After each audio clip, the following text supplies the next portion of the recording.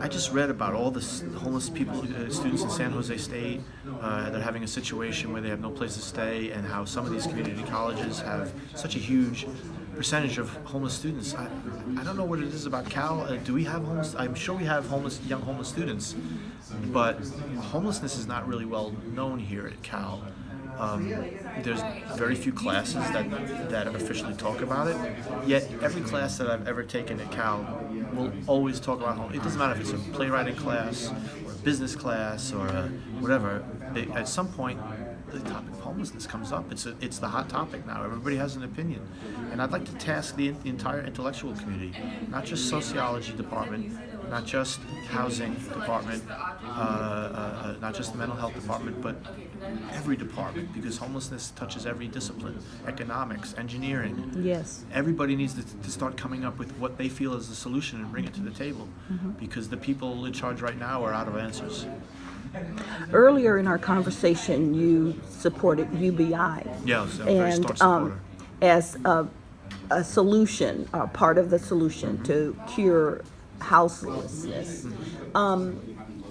What do you think about socialized housing? Because socialized housing shares that same principle wherein everybody would have their constitutional right to housing, and I guess ultimately the government would pay for their housing. And also appended to socialized housing, or in addition to socialized housing, would be Section 8 or subsidized housing. Make that more available.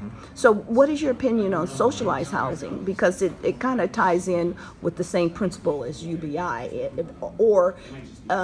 You did mention your sleeping stations, but a lot of people kind of feel the need to have shelter, some type of permanency to their shelter. Absolutely, yeah. No, a sleeping station is not for everyone.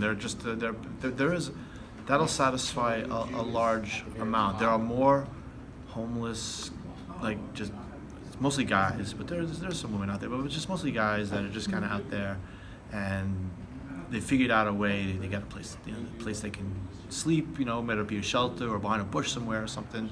We kind of got things figured out. And with today's Wi-Fi, there's plenty of things to do during the day, really. I mean, yes. and the jobs suck. So for guys like that they would just, wherever they hang their hat is home. And there's a huge amount of people like that.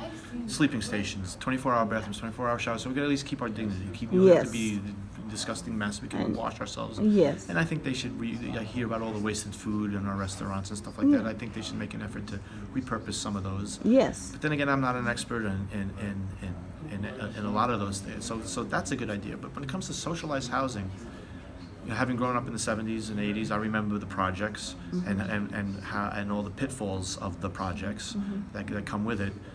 Perhaps we've learned from it, like certainly the design of the projects were dark and with one way in and one way out, and it was like a drug den in there after a while and stuff. Gangs, and the perhaps. Security. So maybe with today's modern architecture and design, they can thwart some of those issues, perhaps, and learn from their mistakes, but again, I guess that's where I need help. I really don't. Even my city planning professor doesn't necessarily have an answer.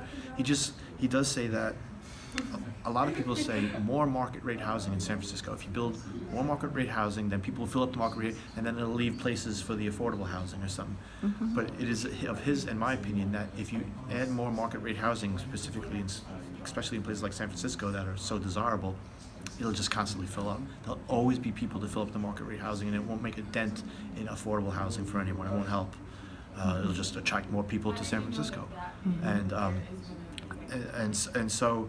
And affordable, and then because it's a business and you have to have a landlord and somebody owns the building to force some people to take tenants, to force some people to, because I get that. I get that it sucks to like pay for a place, like work 2 jobs, work your ass off, and then your neighbor gets it for free just because he doesn't want to work. That's not necessarily fair either.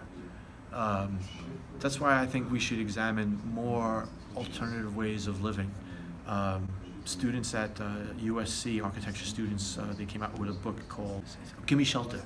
Okay. And the architecture students were challenged to coming up with different designs of portable shelters, and they had like these little fold-out cardboard tents that you could stick in your backpack and just go like this, or little trailers, all different sizes of everything in between a tiny home and sleeping on the street.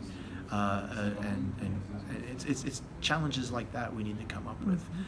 I envision a future where there'll be functioning artwork that, like right now, if an office building wants to get constructed in Oakland or San Francisco, they have to like have 10% of it like towards artwork, and they have to commission art to be in the lobby and things like that. There's like certain things that they need to do to make it more adaptable to the community. Well, I think in the future, I think when an office building goes up, they should be required to put a functioning artwork out front, something that people can sleep in, that has like bathrooms, but maybe lights up and is and aesthetically pleasing. That's very creative. And it might be a whole new type of architecture, some sort of functioning shelter / architecture that can open up, that cities can boast about. Like our artwork holds 200 nomadic people, or something. I don't know. There's just a different way to approach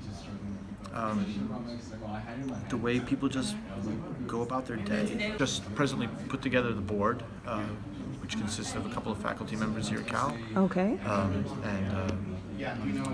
I'm waiting for my paperwork for my tax-exempt status to come in. I have a company called Swift Filings. You go on the internet and they do all the paperwork for you. So they're in the process of putting it together.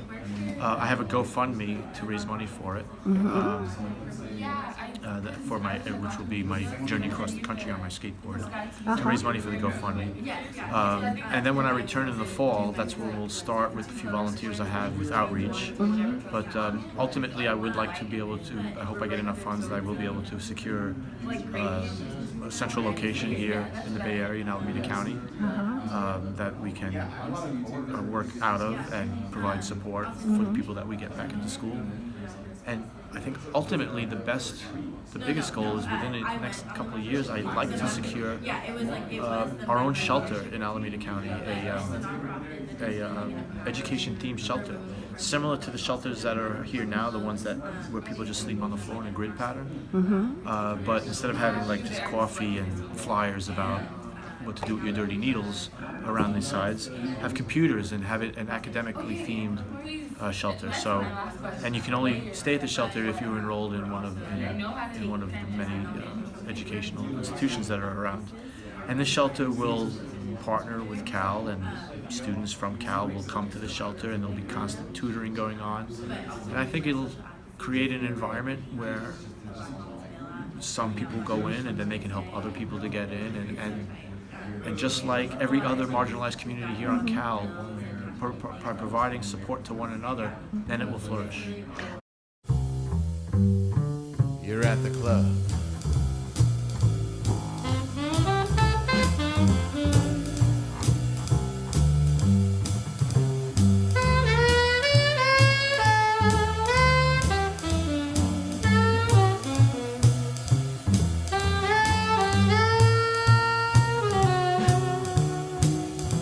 Some bad cat from LA lets loose with rapid fire skins and snares. The neat punctuation cracks the cymbals, bringing it all to a head. Over and above the rhythms and the melodies and that fire god sax man, until nothing more can be said without him. Hey, whale man! Yeah, whale!